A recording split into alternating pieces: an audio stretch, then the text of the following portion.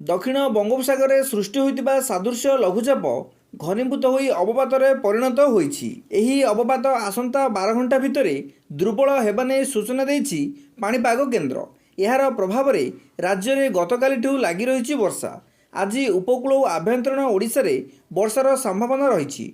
भुवनेश्वर आंचलिक पाणीपाग केन्द्र पक्षरु एही सूचना दिए जाइछि। पाणीपाग केन्द्रर सूचना अनुसार आज केन्द्रापड़ा, जगतसिंहपुर, गंजाम और गजपति जिलार किछि स्थान में प्रबल वर्षा हेबो। सेहीपरि मयूरभंज, केन्दुझर, जाजपुर और ढेंकानाल भी वर्षा संभावना रहिछि। अन्य स्थान में पाग मेघुआ रहिबा सह कोहला पवन लागि रहिबो।